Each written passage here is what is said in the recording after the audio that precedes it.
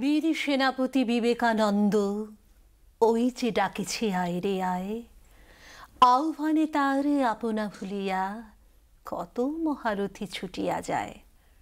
হ্যাঁ, যার আহ্বানে সাড়া দিয়ে হাজার হাজার মহীরথীরা ছুটে এসেছেন এ ভারতবর্ষের মাটিতে, আন্দোলিত হয়েছেন যার ভাবনায়, তিনি আর কেউ নন, আমাদের স্বামী বিবেকানন্দ। হ্যাঁ বন্ধুরা, আজকে অঙ্গনার অঙ্গনের দরবারে আমরা স্বামীজির একটি বিশেষ দিক নিয়ে বা ভাবনা নিয়ে আমরা আলোচনা করব। স্বামী বিবেকানন্দ, যাকে গোটা দেশ স্বামীজি বলে জানে, তিনি বলছেন, ভুলিও না নারী জাতির আদর্শ সীতা, সাবিত্রী, দময়ন্তী। ভুলিও না তুমি জন্ম হইতেই মায়ের জন্য বলি প্রদত্ত, কিংবা আরও অনেক অনেক কিছু কথা। হ্যাঁ, আজকে এই নারী জাগরণে স্বামীজির যে ভাবনা, তা নিয়ে আমরা রয়েছি আমাদের দূরদর্শনের পর্দায়। আমাদের সাথে এই মুহূর্তে স্টুডিওতে যিনি সম্পৃক্ত হয়েছেন, তিনি আমাদের ধলেশ্বর রামকৃষ্ণ মিশনের স্বামী দিব্য রসানন্দজি মহারাজ। চলুন তার সাথে আলাপ করিয়ে দিই। নমস্কার মহারাজজি, স্বাগত আপনাকে এবং প্রণাম জানাচ্ছি।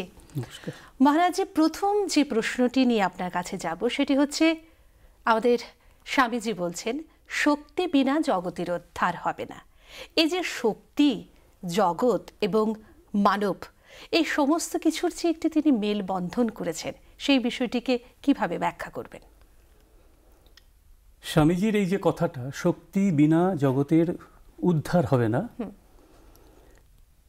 এখন শক্তি বলতে তিনি কাকে বোঝাচ্ছেন? অবশ্যই এখানে নারী শক্তিকে স্বামীজি বুঝিয়েছেন। তাহলে এখানে একটা প্রশ্ন উঠতে পারে, পুরুষ শক্তি নয় কেন?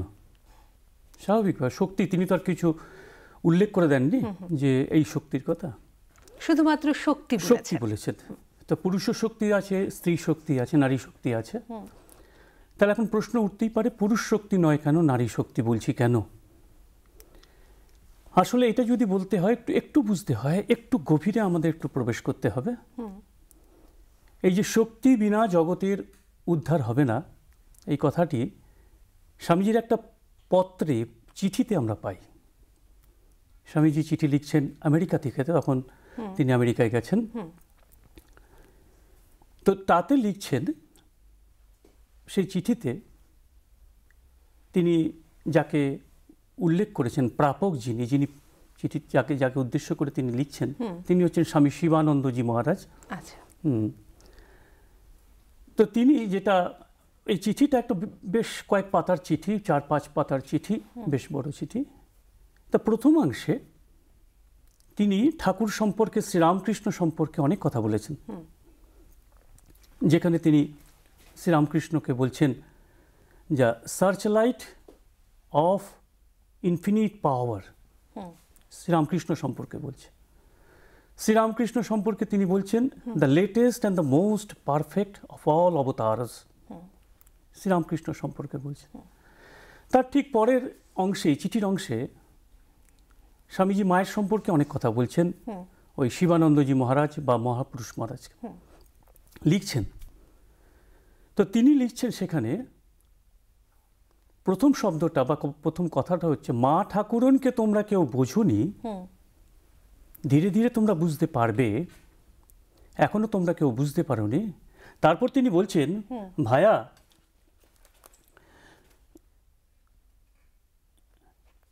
শক্তি বিনা জগতের উদ্ধার হবে না। অর্থাৎ তিনি শ্রী শ্রী সারদা দেবীকেই সেই শক্তি হিসাবে, শক্তি বলতে কি, একটা চালিকা শক্তি। এই যে আমাদের কাছে এত ইনস্ট্রুমেন্ট রয়েছে, সেখানে যদি কোনো শক্তি না থাকে, এনার্জি না থাকে, চালিকা শক্তি না থাকে, তাহলে কিন্তু কোনো, সবগুলি পদার্থ কোনো কাজ করবে না। ঠিক সেই রকম জগতের ক্ষেত্রেও একটা চালিকা শক্তির প্রয়োজন আছে। স্বামীজি বলছেন যে শ্রী শ্রী সারদা দেবী হচ্ছেন সেই চালিকা শক্তি বা আদর্শ আমাদের এই ভারতের পুনরুত্থানের জন্য। সেই সময় ভারতবর্ষের তো অনেক খুব খারাপ অবস্থা গেছে, যখন ইংরেজ শাসনে বা মুসলমান শাসনে ছিল। তো স্বামী সেই জন্যই বলছেন যে সেই উত্থানের জন্য একটা শক্তি দরকার, সেই শক্তিটা হচ্ছে সারদা দেবী। এখন আমরা কেন বলছি এটা পুরুষ শক্তি নয়, স্ত্রী শক্তি? এই যে স্বামীজি, আমরা যেটা বললাম প্রথমাংশে, স্বামীজি শ্রীরামকৃষ্ণ সম্বন্ধে অনেক কথা বললেন, ইনফিনিট পাওয়ার বলছেন, latest of all avatars, latest and perfect. ঠিক পরক্ষণেই যখন মায়ের সম্বন্ধে তিনি কথা বলতে যাচ্ছেন, তখন তিনি বলছেন, শ্রীরামকৃষ্ণ পরমহংস বরং যান, আমি ভীত নই, মা ঠাকুরানী গেলে সর্বনাশ। তিনি যার শিষ্য, শ্রীরামকৃষ্ণের শিষ্য, অথচ তিনি শ্রীরামকৃষ্ণকে তিনি এলিমিনেট করে দিচ্ছেন। গুরুত্ব অনুযায়ী মায়ের সঙ্গে যখন কম্পেয়ার করছেন, তুলনা করছেন, তখন তিনি মায়ের মধ্যে এত পোটেনশিয়াল পাওয়ার দেখেছেন একটা জাতিকে জাগরণ করার জন্য, তিনি তাদেরকে, ঠাকুরকে সরিয়ে দিচ্ছেন গুরুত্ব বুঝে, যে শ্রীরামকৃষ্ণ যাক, মা থাকুন, মা ঠাকুরন যেন থাকেন। তা সুতরাং এখানে আমরা স্পষ্ট বুঝতে পারছি যে এই চিঠির অনুসারে যে এই শক্তির কথাটা যেটা স্বামীজি বলছেন, শক্তি ছাড়া জগতের কোনো উদ্ধার হবে না, তো সেটা তিনি নারী শক্তিকেই বোঝাচ্ছেন। একদম। আমরা আপনার কথা থেকে যেটা জানতে পারলাম, শ্রী শ্রী মা সারদা দেবীর কথা প্রসঙ্গে তিনি পক্ষান্তরে সেই নারী শক্তির কথাটাই বলছেন, যে একটি বিশ্বেই, আমরা বলবো গোটা বিশ্বে নারী শক্তি যদি সেভাবে জাগ্রত না হয়, তাহলে হয়তো তার অগ্রগতি অনেকটাই ব্যাহত হয়। এবং সেই সময়ে দাঁড়িয়েই স্বামীজি সেটা বিশেষভাবে উপলব্ধি করতে পেরেছিলেন। যে কথাটি উঠে এলো, আসলে ঠাকুর, মা, স্বামীজি, তাদের কথা যখন ওঠে, মানে একই সাথে আমাদের কিন্তু শ্রী শ্রী মায়ের কথা আমাদের বারবার কথা প্রসঙ্গে বারবার চলে আসবে। তো আমরা দেখতে পাই যে স্বামীজি বলছেন যে ভারতবর্ষের আদর্শ নারী হিসেবে কিন্তু তিনি শ্রী শ্রী মা সারদা দেবীর কথা বলেছেন। সেই বিষয়টিকে যদি একটু আলোকপাত করেন। আদর্শ নারী বলতে স্বামীজির যে দৃষ্টিভঙ্গি, সেটা কিন্তু স্বামীজি একটা জায়গায় খুব পরিষ্কার বলছেন যে ভারতীয় নারী আবার পাশ্চাত্যের নারী, মানে প্রাচ্য এবং পাশ্চাত্যের নারী, এইভাবে পার্থক্য করাটা ঠিক নয়। এটা কিন্তু স্বামীজিরই কথা। আচ্ছা। যেমন আমরা আমাদের ধরুন যদি কোনো ওয়েট মাপতে হয়, আমাদের ভারতবর্ষে একরকম মেজারমেন্ট আছে, আমরা বাইরে গেলে অন্য রকম মেজারমেন্ট আছে। আমাদের এখানে যেটা অর্থ সেটা হচ্ছে টাকা পয়সা, বাইরে গেলে সেটা ধরুন রুবেল হয়ে গেল, পাউন্ড হয়ে গেল, রিঙ্গিত হয়ে গেল, বিভিন্ন রকম হয়ে যাচ্ছে। তা যখন এই সমস্ত পার্থিব জিনিসগুলোকে একই মানদণ্ডে মাপা হচ্ছে না, সেই ক্ষেত্রে আমরা একটা মানুষকে কি করে মাপি? স্বামীজি বোধহয় সম্পূর্ণভাবে এটাই বলতে চেয়েছেন যে একই মানদণ্ড দিয়ে আমি যদি ভারতীয় নারীকে মাপি বা প্রাচ্যের নারীকে আর পাশ্চাত্যের নারীকে যদি আমরা মাপতে যাই, সেখানে হয়তো ভুল হয়ে যাবে। তথাপি তিনি কিন্তু বলছেন পাশ্চাত্যের যে নারী, তিনি হলেন স্ত্রী, আর প্রাচ্যের যে নারী, তিনি হলেন মা জননী। বাহ। এত কিছু কথা বলার পরেও তিনি দুটো কথা বলছেন এই নারী সম্পর্কে, এবং বলছেন ভারতীয় নারীর আদর্শ হবে মাতৃত্ব, এছাড়া আর কিছু নয়। যেটা হচ্ছে বৈশিষ্ট্য, সেটা কি? সেটা হচ্ছে স্বার্থশূন্যতা, সহ্য শক্তি সর্বংসহা, এবং নিজেকে ক্ষমাশীলা জননী হিসাবে প্রতিষ্ঠিত করা। এটা হচ্ছে আমাদের মায়ের একটা চারিত্রিক, প্রত্যেক মায়ের একটা চারিত্রিক দিক হতে পারে। স্বামী যেটা চাইছেন, স্বামী যেমন বলছেন যে ভারতের দুটো আদর্শ, ত্যাগ এবং সেবা, এবং স্বামীজি চাইছেন যে একজন জননী, একজন মায়ের মধ্যে, একজন ভারতীয় নারীর মধ্যেও সেই ত্যাগ এবং সেবাও যেন আমরা দেখতে পাই, এবং সেখানেই ঠিক তখনই আমরা বলতে পারবো যে তিনি ভারতীয় নারী। যেমন আমাদের পঞ্চদশ অধ্যক্ষ শ্রীমৎ স্বামী আত্মস্থানন্দজি বলতেন যে তুমি এমন আচরণ করবে, ধরুন আমাদের দেখে বা যারা শ্রীরামকৃষ্ণের আদর্শে নিজেকে এগিয়ে নিয়ে যেতে চান নিজের জীবনকে, তিনি তাদের উদ্দেশ্যে বলছেন যে তুমি এমন আচরণ করবে যেন অন্য একটা মানুষ তোমাকে দেখে বলতে পারে যে ওই দেখো ও রামকৃষ্ণ করে, বিবেকানন্দ করে। ঠিক এইরকমই স্বামীজি চাইছেন যে আমাদের দেশের মেয়েরা, ভারতের মেয়েরা, তারা এমন একটা আদর্শ বিশ্বের দরবারে পৌঁছে দেবে যেন তাদের আঙ্গুল দেখিয়ে লোকে বলতে পারে যে এটা ইনি হচ্ছেন ইন্ডিয়ান উইমেন, ভারতীয় নারী। এটাই হচ্ছে স্বামীজি চাইছেন, যে ত্যাগ, সেবা, তার সংমিশ্রণ থাকবে, পবিত্রতা থাকবে। এই হচ্ছে আদর্শ নারীর কথা স্বামীজি বলছেন, বারবার বলছেন। বাহ, ভীষণ সুন্দর করে মহারাজজি বললেন। এর প্রসঙ্গে আরো একটি বিষয়ে বিশেষভাবে যুক্ত, এই প্রসঙ্গেই একটা সুন্দর কবিতা আমাদের উদ্বোধনে বেরিয়েছিল, একটু শুনি। হিন্দু নারী মহিমার পূর্ণ প্রকট তোমার, আদর্শ জননী জায়া কন্যা ভগ্নী, আচার্যা মায়ার, মহাদেবী মানবীর বেশে, দেশ কাল পাত্র পাত্রী জাতি বর্ণ ধর্ম নির্বিশেষে সকলেরে বাসিয়াছ ভালো, তব স্নেহ ছায়াতলে কত সৎ অসৎ অহিন্দুর জীবন জুড়ালো, সারদা সার্থক নাম তোমারে প্রণাম। যে মা নিজেই বলেছেন আমি সতেরো মা, অসতেরো মা। এই যে একটা উদার, আমজাদেরও মা, শরতেরও মা। নলিনী দিদি মায়ের আত্মীয়া, আমজাদ যখন মায়ের কাছে এসেছেন, মায়ের কাছে, মায়ের দুয়ারে, নলিনী দিদি তাকে খেতে দিচ্ছেন, ছুঁড়ে ছুঁড়ে খেতে দিচ্ছেন, মুসলমান জাতে স্বাভাবিক একটা ঘৃণা রয়েছে। মা বলছেন আরে এইভাবে ছুঁড়ে ছুঁড়ে খেতে দিলে কারো খেয়ে সুখ হয়? তুই না পারিস, আমি দিচ্ছি। এই যে একটা উদারতা মায়ের মধ্যে, এটা আমাদের ভারতীয় নারীর মধ্যে স্বামীজি দেখতে চাইছেন, যে জাতি নির্বিশেষে, ধর্ম নির্বিশেষে এইরকম একটা উদারতা স্বামীজি আশা করছেন ভারতীয় নারীর কাছ থেকে।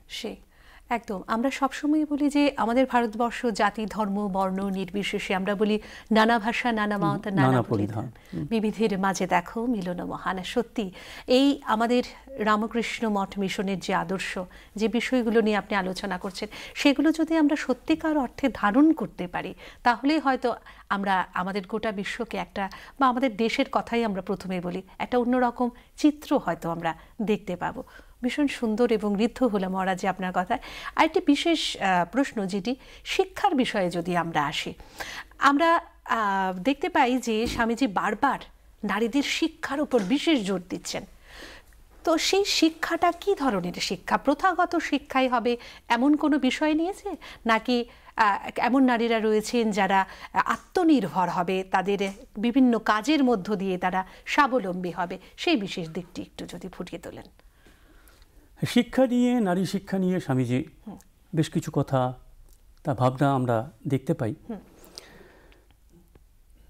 স্বামীজি যখন পাশ্চাত্যে গেলেন, আমেরিকায় গেলেন, স্বামীজি দেখছেন ওইখানকার মেয়েরা গাড়ি চালাচ্ছে, অফিসে যাচ্ছে, স্কুলে যাচ্ছে, প্রফেসরি করছে। স্বামীজি দেখে আপ্লুত হচ্ছেন, কোথায় আমাদের দেশের মেয়েরা শুধু বিবাহের পিঁড়িতে বসবার জন্য ব্যস্ত হয়ে রেখেছে, মানে তারা না হলেও তাদের মা বাবারা, আর কোথায় এখানকার মেয়েরা কিভাবে তারা এগিয়ে চলেছে। স্বামীজি দেখেছেন, কষ্ট পেয়েছেন নিজেদের দেশের মেয়েদের কথা ভেবে। তাই স্বামীজি বারবার বলছেন, কষাঘাত করছেন, যে আমাদের মেয়েরা বারবার বরাবর প্যান প্যানে ভাবটাই শিক্ষা করে এসেছে, কিছু হলেই তারা কাঁদতে মজবুত। স্বামীজি তখন তারপরে বলছেন, বীরত্বের ভাবটা আমাদের শেখা দরকার। এবং সেটা পুরী ওই পাশ্চাত্যে গিয়েই তার কাছে এটা মনে হয়েছে যে বীরত্বের ভাবটা তার শেখা দরকার, মেয়েদের শেখাতেই হবে। এরপর তিনি জোর দিয়ে বলছেন, সেই সঙ্গে বলছেন খালি বাপ হলে হবে না, তার পিতামাতাদের উদ্দেশ্যে বলছেন যে সঙ্গে সঙ্গে নিজেদেরও শিখতে হবে। একটা জায়গায় তো শুধু পরিবর্তন হলে হবে না, পুরো সামগ্রিক একটা কাঠামোর পরিবর্তন দরকার। এবং স্বামীজি এই মেয়েদের যে হীন অবস্থা সেই তৎকালীন যুগে, এটা দেখে স্বামীজি এত কষ্ট পাচ্ছেন, বলছেন আমরা কি মানুষ? আমাদের শাস্ত্র বলছে কন্যাপি এবং পালনীয়া শিক্ষণীয়া অতি যত্নতঃ। কন্যাপি এবং, আমাদের মেয়েরা, আমাদের শাস্ত্র বলছে যে মেয়েরাও, মেয়েদেরকেও এবং বলেছেন, এবং মানে ছেলেদের সঙ্গে তুলনা করে বলছেন। আচ্ছা, মেয়ে এবং ছেলে, মেয়েদেরও পালন করতে হবে, তাদের অতি যত্নের সঙ্গে আমাদের শিক্ষা দিতে হবে। স্বামীজি বলছেন আমাদের শাস্ত্র বলছে এই কথা, অথচ আমরা কি করছি বাস্তবে? সেই জন্য স্বামীজি বলছেন যে আমরা কি মানুষ? তাই পিতা মাতাদের উদ্দেশ্যে তিনি বলছেন তৎকালীন যে তোমরা কি তোমাদের মেয়েদের উন্নতি করতে পারো? তবে আশা আছে, নতুবা পশু জন্ম কিন্তু খুঁজবে না। এটা কিন্তু স্বামীজি বারবার বলছেন। তাই স্বামীজি বারবার তিনি চাইছেন আমাদের মেয়েরা শিক্ষিত হোক, সবচেয়ে আধুনিক হোক। কিন্তু এর সাথে কিন্তু স্বামীজি আরেকটা সতর্ক বাণী দিচ্ছেন আমাদের জন্য, যে বলছেন শিক্ষাই বলো দীক্ষাই বলো, ধর্মহীন হলে কিন্তু গলদ তাতে থাকবেই। এইটা হচ্ছে ডিফারেন্স বা পার্থক্য, যে স্বামীজির ভাবনার সাথে। স্বামীজি চাইছেন প্রত্যেকটা মেয়ে এগিয়ে আসুক,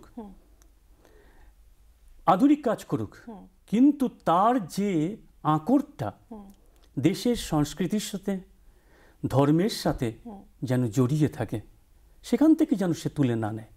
তাহলে ভুল হয়ে যাবে, বা তাহলেই একটা অন্য রাস্তায় হয়তো তার জীবনটা চলে যেতে পারে। শিকড়টা জানো না, মূল শিকড়টাকে যেন একটা গাছকে যদি আমি উৎপাটন করি মাটি থেকে, গাছটি যেমন মরে যাবে, ঠিক তেমনি আমরা ভারতীয় ধারায় আমরা লালিত পালিত হয়েছি, কৃষ্টি সংস্কৃতি ঐতিহ্য, কৃষ্টি সংস্কৃতি সব আমাদের। কিন্তু হঠাৎ করে যদি আমরা আধুনিক হতে গিয়ে সেগুলো থেকে উঠে যাচ্ছি, তাহলে বোধহয় সেটা আমাদের খুব সুখদায়ী ফল হবে না। এই কথা প্রসঙ্গে যদি বলি মহারাজ, এই যে আমাদের সীতা, সাবিত্রী, দময়ন্তীর কথা বলি, তো আধুনিক যুগে যে সমস্ত নারীরা আছে তারা কিভাবে তাদের অনুপ্রেরণার উৎস হতে পারে? আধুনিক, এই যে আধুনিক কালের নারীরা, আমরা বারবার বলি যে সীতা, সাবিত্রী, দময়ন্তীর কথা, তাহলে আধুনিক কালের যে নারীরা রয়েছে তারা কিভাবে তাদের দ্বারা অনুপ্রাণিত হতে পারে? সীতা, সাবিত্রী বা দময়ন্তী যে সমস্ত, স্বামীজি বলছেন তোমাদের আদর্শ সীতা, সাবিত্রী, দময়ন্তী। এখন এরা আদর্শ কেন স্বামীজি বলছেন আমাদের সামনে, কেন বলছেন? যে কতগুলো আমরা আধুনিক হই আর যাই হই না কেন, কতগুলো চিরন্তন আদর্শ কিন্তু আমাদের আছে এবং পালন করতেই হবে। ত্যাগ, তিতিক্ষা, এগুলো কিন্তু চিরন্তন আদর্শ। প্রত্যেক জাতি, শুধু ভারতীয় নয়, পৃথিবীর প্রত্যেকটি মানুষের ক্ষেত্রেও আমাদের কিন্তু এটার কিন্তু প্রয়োজন আছে। ত্যাগ মানে কি? ত্যাগ মানে উদারতা, ত্যাগ মানে আমার আমিত্বের বা অহংকারের প্রত্যাহার। ত্যাগ ছাড়া কিন্তু কারো জীবন, কোনো জীবন চলতে পারে না। আমি যদি কোনো একটা জায়গায়, আমি এখানে বসে আছি, আপনি ওইখানে বসে আছেন, এখন আমি যদি এই চেয়ারটা না ছাড়ি, আরেকজন কেউ এসে বসতে পারবে না, আমাকে চেয়ারটাকে ত্যাগ করতেই হবে, তারপর যদি বসতে পারে বসবে। তাহলে ওই ত্যাগটা কিন্তু খুব দরকার প্রত্যেক জীবনের প্রতিটি মুহূর্তের। আবার তিতিক্ষাটা কি? যদি আমরা আরেকটা কথা বলি ত্যাগের বিষয়ে, যে উদারতার কথা, বা এই যে অহংকারের নির্বাসনের কথা, অহংকারকে প্রত্যাহার করা। আজকের যদি আমরা সমাজের অবস্থাটা দেখি, শুধু ভারতবর্ষের নয়, ভারতবর্ষ তো অনেক ভালো রয়েছে, শান্ত রয়েছে, সমগ্র পৃথিবীর, ইউক্রেনের সাথে রাশিয়ার যুদ্ধ হচ্ছে, ওদিকে প্যালেস্টাইনের সাথে ইসরায়েলের চলছে, বা এইসব যুদ্ধগুলো চলছে, গোটা বিশ্ব উত্তাল। কেন?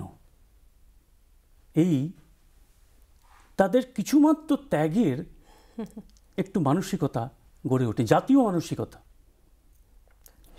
এটা দরকার ছিল। কারণ এই পৃথিবীতে শান্তি, পৃথিবী বলা যায়, যদি সংসারে বলা যায়, সমাজে বলা হয়, নিজের জীবনে এই ত্যাগটা কিন্তু সবচেয়ে আগে দরকার।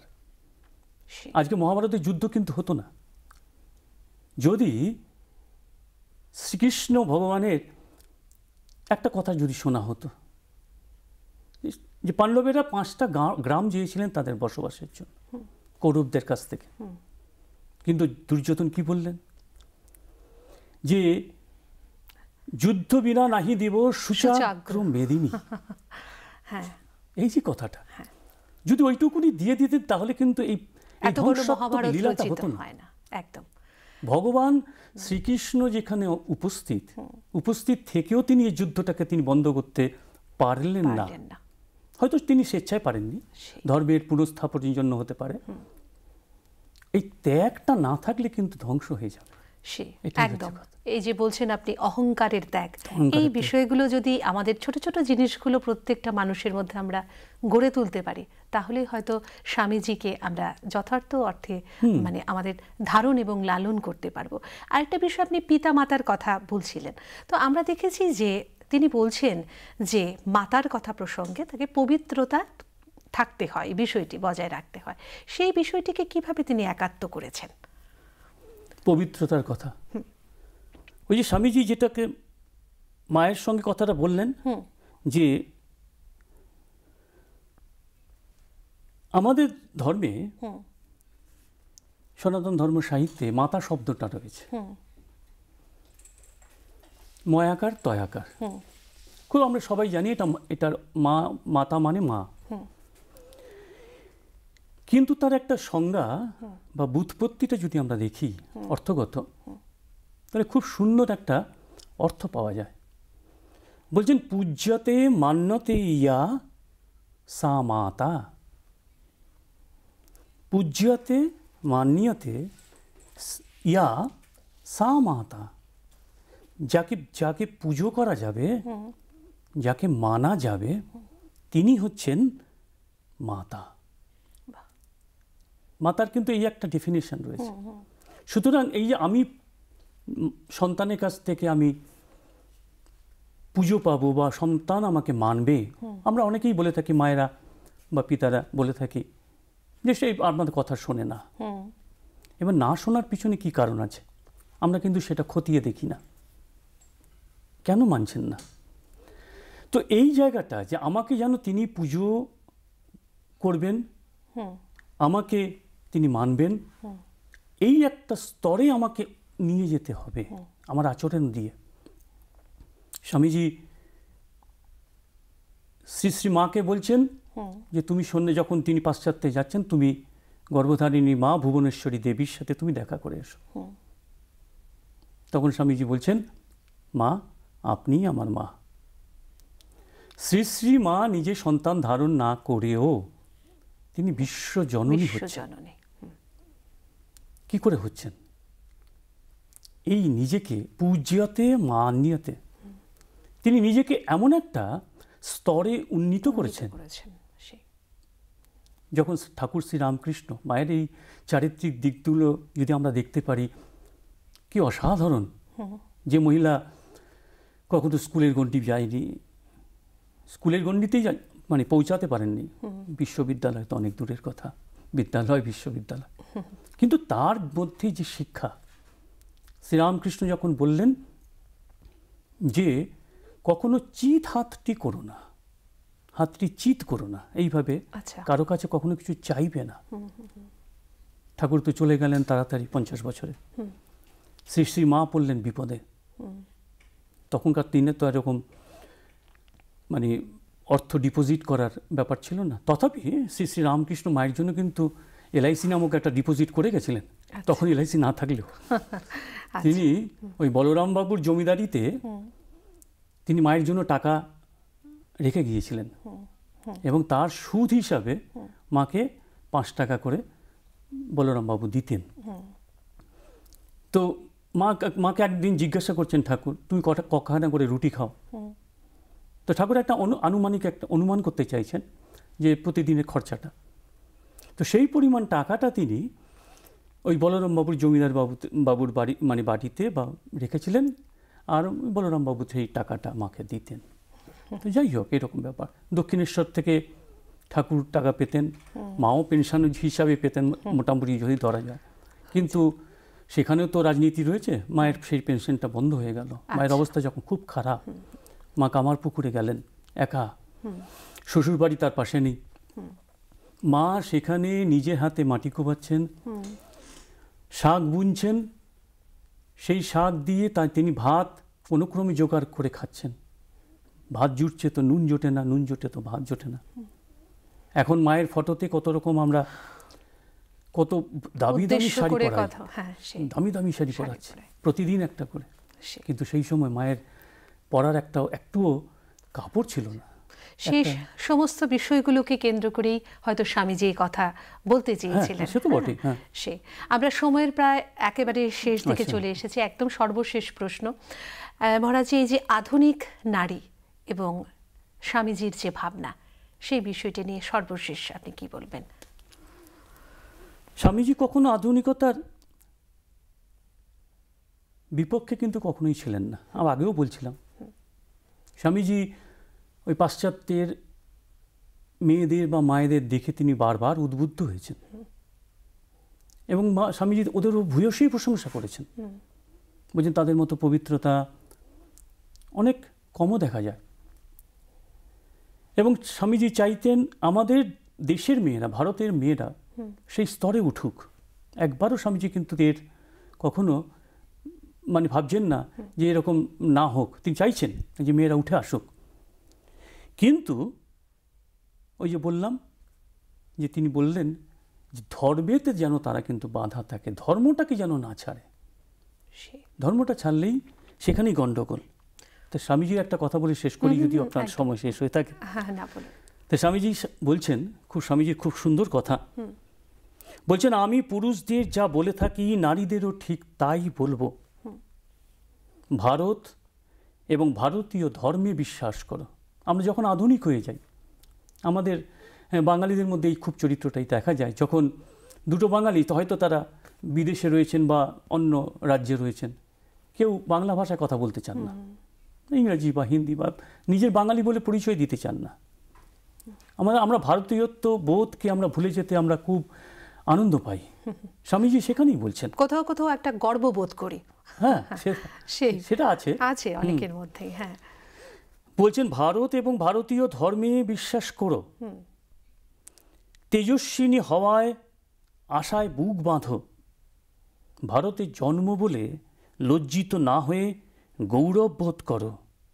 আর মনে রেখো, আমাদের অন্যান্য জাতির কাছ থেকে কিছু নিতে হবে ঠিকই, কিন্তু জগতের অন্যান্য জাতির চেয়ে আমাদের অপরকে দেবার জিনিস সহস্র গুণ বেশি আছে। এবং তারপরে স্বামীজি আমাদের নারীদের, ভারতীয় নারীদের প্রশংসা করে বলছেন যে পুরুষের সাহায্যে ভারতবর্ষ, তখন তো ভারতবর্ষ পরাধীন, তাই তিনি মানে জয়ের কথা বলছেন, যে পুরুষের সাহায্যে ভারতবর্ষ জয় করতে 50 বছর লাগতে পারে, কিন্তু 500 নারীর দ্বারা, মানে 500 পুরুষের সাহায্যে ভারতবর্ষকে জয় করতে 50 বছর লাগবে, স্বামীজি বলছেন। কিন্তু 500 নারীর দ্বারা মাত্র কয়েক সপ্তাহের মধ্যে ভারতবর্ষকে জয় করা যাবে। যে নারীদের মধ্যে এত শক্তি রয়েছে। স্বামীজি কিন্তু বারবার বলছেন যে একটা পাখি যেমন একটা ডানার উপরে দিয়ে উঠতে পারে না, তেমনি কোনো জাতি, কোনো সমাজ একটা শক্তিকে যদি উপেক্ষা করে, তাহলে সেই জাতি বা সেই সমাজ বা সেই দেশ কখনো বিকশিত হতে পারে না, পূর্ণ বিকাশ লাভ করতে পারে না। তাই স্বামীজি বারবার বলছেন যে নারীর শক্তির জাগরণ দরকার, এবং তার কেন্দ্রবিন্দুতে তিনি বলছেন সেন্ট্রাল ফিগার হবে আমাদের শ্রী শ্রী মা। তার ত্যাগ, তার তপস্যা, তার তিতিক্ষা দিয়ে তিনি আমাদের মধ্যে আদর্শ, তিনি সেই শক্তি আমাদের মধ্যে দেবেন। ভীষণ ভালো লাগলো মহারাজজি। আপনার কথাগুলো শুনতে শুনতে একটা কথা মনে হচ্ছিল যে আমরা শুরুতেই আপনার নাম বলেছিলাম স্বামী দিব্য রসানন্দজি মহারাজ। আপনার বাচন ভঙ্গিতে মনে হচ্ছিল যে ঠাকুর মা এবং স্বামীজির সেই রসমিশ্রিত আশীর্বাদটুকু হয়তো আপনার মধ্যে রয়েছে। ভীষণ ভালো লাগলো। অনেক ধন্যবাদ মহারাজজি, এতক্ষণ সময় আপনি আমাদের দিলেন। দর্শক বন্ধুরা, যে কথা আমরা শুনছিলাম, আমরা আধুনিক হব আমাদের চিন্তনে, আমাদের মননে, কিন্তু আমাদের ভারতবর্ষের, আমাদের ভারতের মাটির যে ঐতিহ্য, যে কৃষ্টি, যে সংস্কৃতি, যে সাহিত্য, সেই সমস্ত কিছুকে কিন্তু আমরা আঁকড়ে ধরে তবেই আমরা এগিয়ে যাব। এর ফলে বোধহয় আমরা স্বামীজির যে আদর্শ, যে ভাবনা, তাকে আমরা সঠিক অর্থে ফলপ্রসূ করে গড়ে তুলতে পারবো। আজকের অনুষ্ঠান এখানে আমরা ইতি টানছি। সকলে ভালো থাকবেন, সুস্থ থাকবেন। নমস্কার। নমস্কার।